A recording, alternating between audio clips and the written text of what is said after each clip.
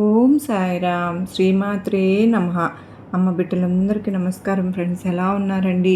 ఏం చేస్తున్నారు? అందరూ బాగున్నారు కదా? మన అమ్మ దయ వలన అందరూ బాగుండాలని మనస్ఫూర్తిగా అమ్మవారిని కోరుకుంటూ మీరందరూ కూడా సంతోషంగా, క్షేమంగా, ఆరోగ్యంగా ఉండాలని మనస్ఫూర్తిగా అమ్మను వేడుకుంటూ అమ్మవారిని ఈరోజు వీడియో అయితే మొదలు పెడుతూ ఉన్నాను. ఇక ఈరోజు అమ్మవారి సందేశం ఏంటి అంటే కనుక, బిడ్డ ఈరోజు సాయంత్రానికల్లా నీ పెదవులపై ఒక చిరునవ్వు అనేది తెప్పించబోతున్నాను కనుక ఆలస్యం చేయకుండా ఈ దుర్గమ్మ చెప్పేది ఏమిటో, ఈ సందేశంలో ఉన్న ఆంతర్యం ఏమిటో తెలుసుకో తల్లి అని అంటూ ఉన్నారు ఫ్రెండ్స్.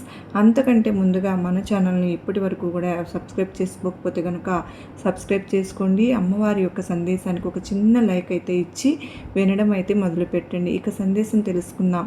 బిడ్డ, నీవు ఏదైతే కోల్పోయావో అది తిరిగి ఈరోజు సాయంత్రానికే తప్పకుండా నిన్ను చేరుకుంటుంది. దాని ద్వారా నీ పెదవులపై చిరునవ్వు వికసిస్తుందమ్మా.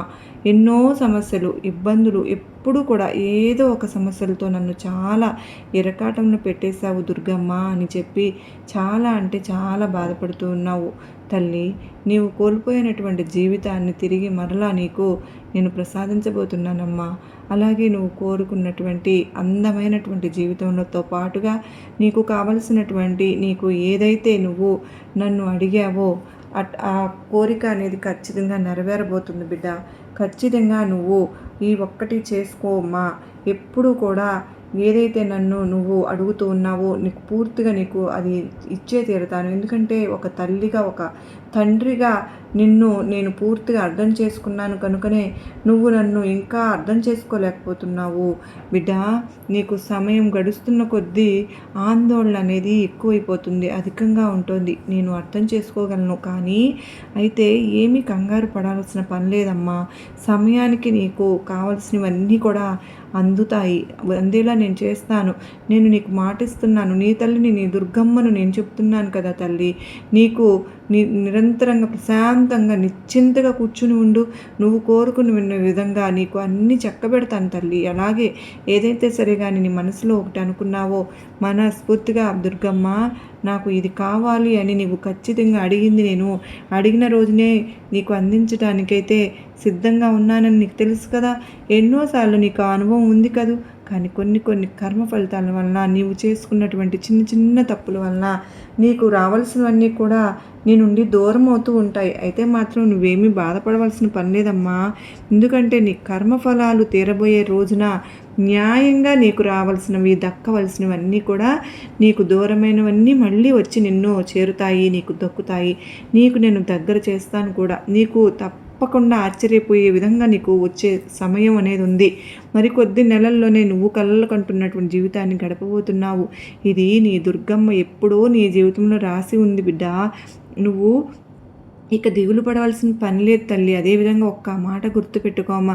కష్టపడి ఎదిగిన వారికి సుఖం ఎప్పుడైనా సరే ఒక్కసారిగా అందనంత ఎత్తు ఎదిగిన వారికి నువ్వు ఎంత అనే అహంకారం అనేది వస్తుంది. కానీ కష్టపడిన వారికి మాత్రం ఎప్పుడు కూడా మంచే జరుగుతుంది. ఎప్పటికీ మరలా నువ్వు గుర్తు చేసి చెప్తున్నాను, నేను ఉన్నా లేకపోయినా ఎప్పుడు కూడా ఒకేలాగా ఉండాలమ్మా. ఇప్పుడు ఎలాగైతే ఉన్నావో రేపటి రోజున కూడా ఒక్కసారిగా అందనంత ఎత్తుకు నువ్వు ఎదిగిపోతున్నావని ముందుగా నీకు ఒక సూచన ఇవ్వబోతున్నాను. అలా నువ్వు మంచి మార్గంలో ఉన్నప్పుడు నువ్వు ఎంత ఎత్తు ఎదిగినా కూడా కానీ నువ్వు ఎంత అనే అహంకారం అనేది ఎదుటి వ్యక్తుల్లో నీకు రాకుండా చూసుకో. అలాంటి పేరు కూడా నీకు అసలు ఎప్పుడు కూడా సమాజంలో రాకుండా ఉండాలి అని చెప్పి ఈ దుర్గమ్మ కోరుకుంటున్నాను తల్లి. ఎంత కోపం ఆవేశంలో ఉన్నా కూడా కానీ నీ ఆలోచనలు అసలు మర్చిపోవద్దు, మార్చుకోవద్దు. అలాగే మర్చిపోయావు అంటే నీ వ్యక్తిత్వాన్ని, గౌరవాన్ని నువ్వు పూర్తిగా కోల్పోయిన దాని అవుతావు బిడ్డ. ఇక నువ్వు కొత్త ఆరంభంలోనే పెట్టుబడి పెట్టావు కదా, దాని ద్వారా నీకు మంచి జరుగుతుందమ్మా.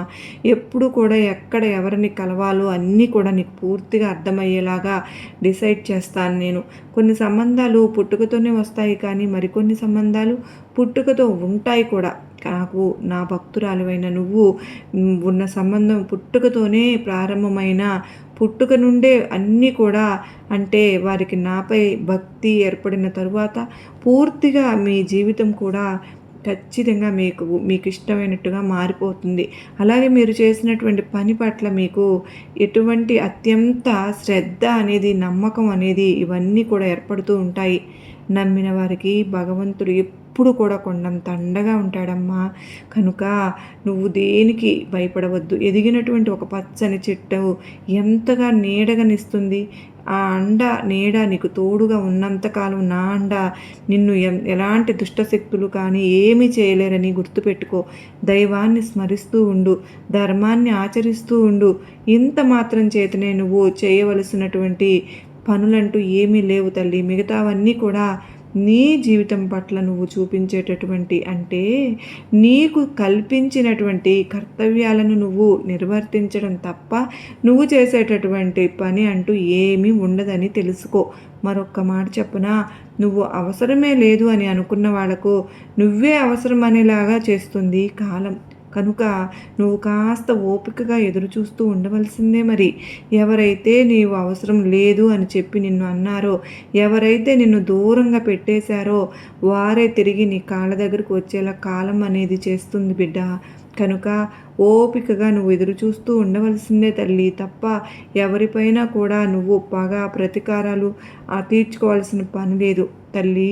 ఒక్క మాట మాత్రం గుర్తుంచుకో, నీకు కావాల్సింది దక్కించుకోవడానికి ఎదుటివారిని చెడ్డవారిని చేయాల్సిన పని ఏం లేదు.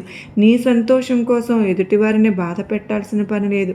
దానికి ఇంకొకరికి కారణం చేయడం, ఈ రెండూ కూడా ఒక్క క్షణం నీకు సంతోషాన్ని ఇవ్వవచ్చేమో కానీ రేపటి నీ పతనానికి పునాదులు అని నీకు తెలిసిన రోజు తప్పకుండా నువ్వు ఒకటి, అంటే ఒక రోజు వస్తుంది అని మాత్రం మర్చిపోకు. అలాగే ఎవరైతే ఎప్పుడు కాలుదనుకున్నారో అలాంటి వారు ఇప్పుడు నేను చెప్పిన ఈ మాటలు వర్తిస్తాయి. కానీ వారికి కావాల్సింది దక్కించుకోవడానికి నిన్ను చెడ్డవారిగా చేసి సమాజంలో నిలబెట్టారు వారి సంతోషం కోసం. మరి నిన్ను బాధ పెట్టి దానికి కారణం నీవని చెప్పారు కదూ. ఈ రెండు కూడా ఆ క్షణం వారికి సంతోషాన్ని ఇస్తాయేమో కానీ వారి పతనాలకు కూడా కారణాలు అవే. వారు వేసుకున్నటువంటి పునాదులు అని వారికి తెలియటం లేదు. అలా తెలిసే రోజు తప్పకుండా ఒకటి వస్తుందమ్మా. కనుక నువ్వు ఎవరైనా నిన్ను బాధ పెట్టినా కానీ వారి గురించి నువ్వు ఆలోచించవద్దు, ఆలోచించాల్సిన అవసరం కూడా లేదు. అలా వారి గురించి ఏదో చేసి ప్రతీకారాలు తీర్చుకోవాల్సిన అవసరం అంతకంటే లేదు. ప్రతి మనిషి పుట్టినప్పటి నుంచి కూడా మరణించే వరకు ఎన్నో దశలు అనుభవిస్తూనే ఉంటాడు కదా. కనుక ఇప్పటి నుండి ఇవన్నీ కూడా ప్రతి ఒక్కరూ ఈ సమాజంలో సహజమే అని అందరికీ కూడా జరిగేవే. కనుక నాకే ఎందుకు ఇలా జరుగుతుందని మాత్రం నువ్వు అనుకోకు. ప్రతి మనిషికి కూడా ఏం జరుగుతుంది అనేది ఎవరు కూడా ఊహించరానిది కదా. అంటే వారి జీవితం, వారి రాత ఎలా రాసి పెట్టి ఉంటే అలా జరుగుతుంది. ఇక నా ఆశీర్వాదం నీపై అతి త్వరలోనే కలగబోతోంది బిడ్డ. నువ్వు ఇప్పుడు దేన్నైతే పొందలేదని నువ్వు బాధపడుతూ ఉన్నావో అది నీకు తప్పక పొందే రోజు ఈరోజు సాయంత్రం లోపు నీ పెదవులపై చిరునవ్వు వికసిస్తుంది. నువ్వు ఎంతగా బాధపడ్డావో ఆ బాధకు కారణం నువ్వు తెలుసుకున్నావు కనుకనే ఆ కారణం తెలుసుకున్న తరువాత నీ సమస్యకు పరిష్కారం కనుక్కుంటావు. తరువాత దుర్గమ్మ చేసేటటువంటి లీలలను నువ్వు గమనించుకోగలుగుతావు. ఇక నుండి పోయిన దాని గురించి చింతించవద్దు. ఎప్పుడైనా సరే కానీ నువ్వు చెప్పే సమాధానం కన్నా కూడా కాలం చెప్పే సమాధానం చాలా కరెక్ట్గా ఉంటుంది బిడ్డ. కనుక ఓపిక పట్టి చూడు.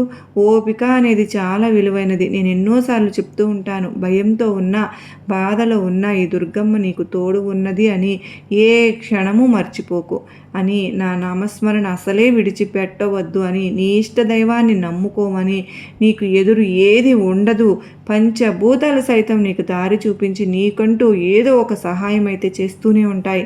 ఇది నీ దుర్గమ్మ మాట అని గుర్తుపెట్టుకో. నువ్వు యథార్థంగా ఉన్నన్ని రోజులు కూడా ఎక్కడైనా సరే నువ్వు నిర్భయంగా ఉండవచ్చమ్మా. అదే వేషం వేస్తే ఎప్పుడు ఎవరు పట్టుకుంటారో అని మనసే నీకు శత్రువై బాధిస్తూ ఉంటుంది. క్షణం కూడా బాధ పెడుతూ ఉంటుంది. కనుక నువ్వు యథార్థంగా జీవిస్తున్నావు, నిశ్చలంగా ఉన్నావు కనుక నువ్వు ధైర్యంగా ఉండవచ్చు. నా ఆశీస్సులు, నా అనుగ్రహం నీపై ఎప్పుడు కూడా, నీ కుటుంబానికి కూడా తోడై ఉంటాయి. ఆనందంగా, సంతోషంగా నీ జీవితాన్ని ఎప్పుడు ఆనందభరితం చేసుకుంటావని దుర్గమ్మ కోరుకుంటూ నీకు నా ఆశీర్వాదములు ఇస్తున్నాను బిడ్డ అని మన దుర్గమ్మ తల్లి మనకు అత్యద్భుతమైనటువంటి సందేశం అందించారు కదా ఫ్రెండ్స్. మీ అందరికీ గొప్ప నమ్మకాన్ని, ధైర్యాన్ని కలిగించింది కదా, నచ్చింది కదా. నచ్చినట్లయితే మరికొంతమందికి షేర్ చేయండి. సర్వే జనా సుఖినో భవంతు, లోకా సమస్త సుఖినో భవంతు.